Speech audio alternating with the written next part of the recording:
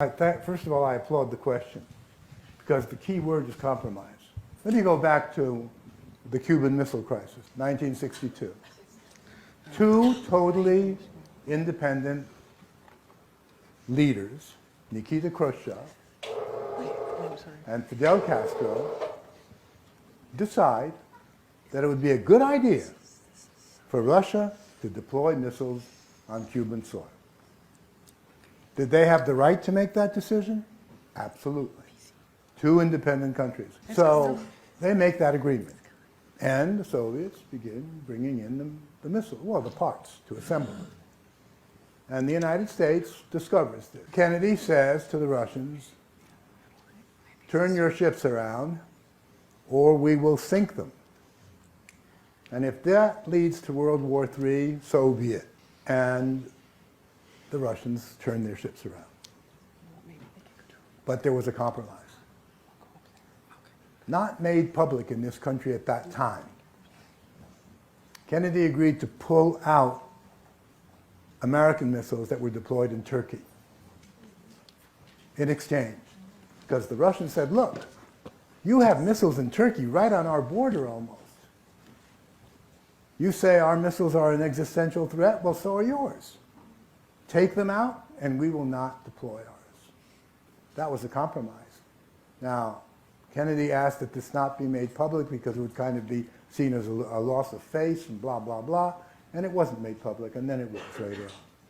So that was a compromise. And it helped avoid World War III. The Russian leadership sees NATO as an existential threat. Rightly or wrongly, that's not the point. The point is that that's the way it's seen. And this is not politics. You know, why would you bring NATO closer and closer to our borders, they say. In Latvia, it's on the border. In Estonia, it's on the border. Now, Ukraine is moving westward. It's a complicated issue. The United States has played a certain role in this. That's not the point. It's moving westward. If it ultimately goes into the Western fold, or whatever you want to call it, then it's logical to surmise that Ukraine will join the European Union and will become a NATO member. Now, Ukraine has a border with Russia. Not only that, but Crimea, which was traditionally Russian, Sevastopol was always the base of the Navy, the Russian Navy, naval fleet of the Black Sea.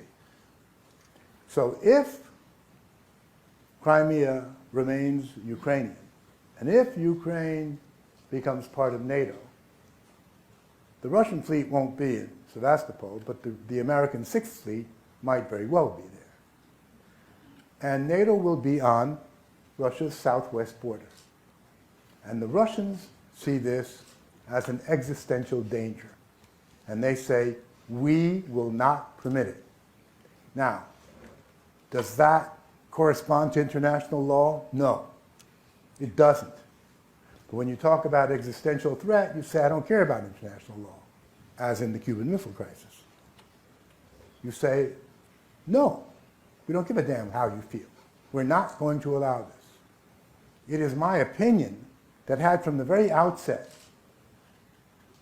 been some kind of internationally negotiated agreement that Ukraine would not become a member of NATO for at least the next 50 years, there would be no Ukrainian problem.